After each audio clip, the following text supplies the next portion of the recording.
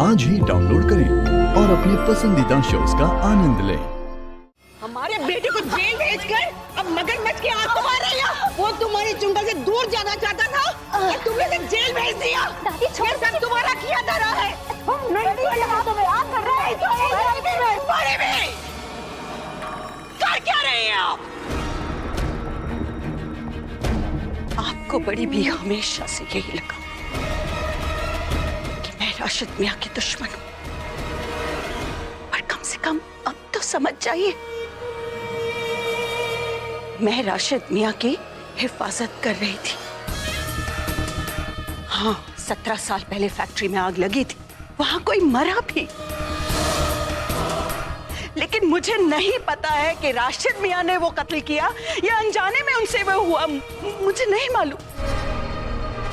और आप क्या कर रही हैं? आप कब से? कोई राज है, कोई साजिश है? शोर मचा कर रखा हुआ है आपने। बात आ गई ना बाहर। अपने किए का अंजाम देख लिया आपने। मैंने अगर ये बात आज तक छुपा के रखी तो वो सिर्फ शिरीन के लिए और उसकी औलाद के लिए। लेकिन अब मैं चाहे कुछ भी कर लूं, चाहे कितनी कोशिश कर लूं, राशिद मियां को अपनी गलती की सजा भुगतनी ही पड़ेगी। या अल्लाह, भाभी, राशिद बेकसूर है।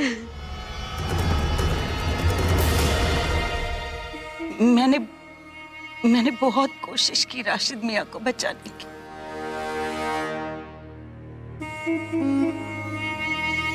लेकिन उनको फंसाया किसने?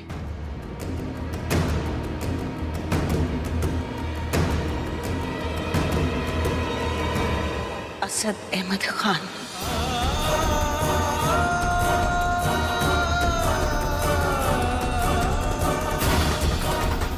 आपके पोते ने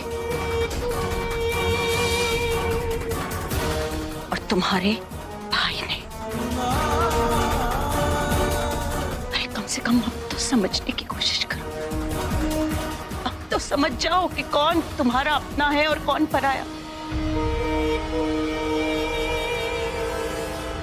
आप तो कह रहे थे कि आप पुलिस कमिश्नर को जानते हैं। प्लीज एक बार मेरी मुलाकात उनसे करवा दीजिए। It's very important.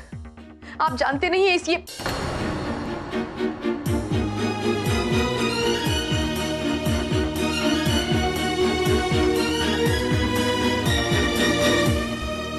देखिए भाईजान, राशिद की केस की सुनवाई सिर्फ 5 दिनों में है।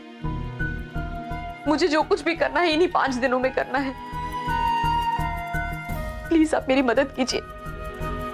जी शुक्रिया भाईजान, शुक्रिया।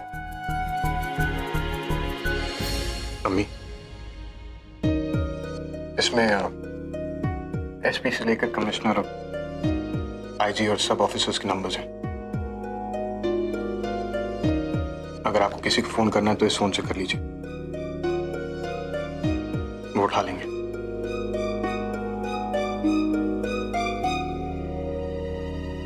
जब तुम उन सबको जानते हो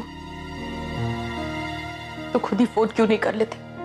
उन्हें फोन करके क्या कहूं अम्मी कि मैंने उन्हें एक गुनहगार की पैरवी करने के लिए फोन किया? अम्मी, मैं आपको किसी से कुछ मांगते हुए नहीं देख सकता। अगर आपको कुछ भी पता लगाना है, किसी से भी बात करनी है, मुझे बताइए, मैं करवाऊंगा। लेकिन आप ये मत सोचिएगा कि मिस्टर राशिद अहमद खान के बारे में मेरे ख्यालात बदल गए हैं। उन्होंने जो किया वो गलत था। मैं उसे अनदेखा नहीं कर सकता। आपको असद का फैसला बदलना पड़ेगा बेटा। अम्मी, आप ये क्या कह रही हैं? हाँ बेटा,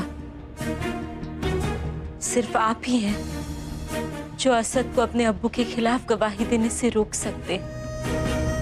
वो आपकी बात जरूर सुनेंगे। है, मैंने आपको कसम दी थी कि आप असद से ना मिले।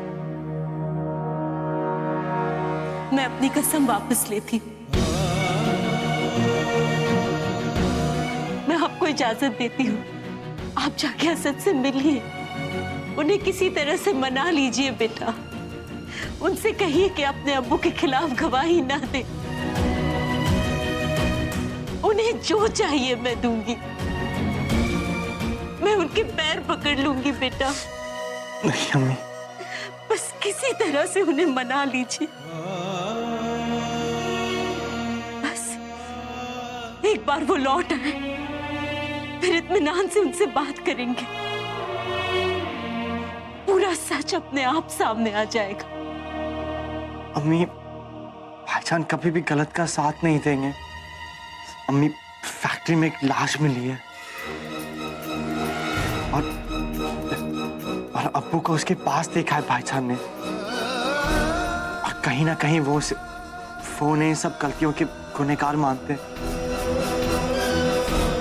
जहां तक मैं भाईजान को जानता हूं अम्मी, अगर उनकी गलती है तो वो कभी भी उनकी पैरवी नहीं करेंगे। गलती गलती गलती।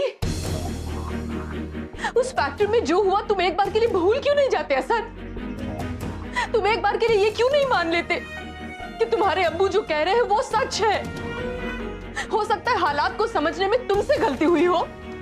जब मैं तुम्हें बार बार कह रही हूं कि मैंने खुद सुना है उस गुड़िया में किसी साजिश का जिक्र था, साजिश की बातें हो रही थी, तो तुम मेरी बात क्यों नहीं मान रहे हो? क्यों असद? तुम मुझे कहते हो ना कि राशिद ने मुझे चोट पहुंचाई है, लेकिन ये सजा तुम राशिद को नहीं दे रहे हो। ये सजा तुम मुझे दे रहे हो। वो गोली जो मुझ पर चलाई गई थी, उसका दर्द मैं फिर भी सहन कर सकती हूँ, लेकिन आज जो तुम कर रहे हो मैं सहन नहीं पा रही हूँ। मैं सहन नहीं पा रही हूँ असद। प्लीज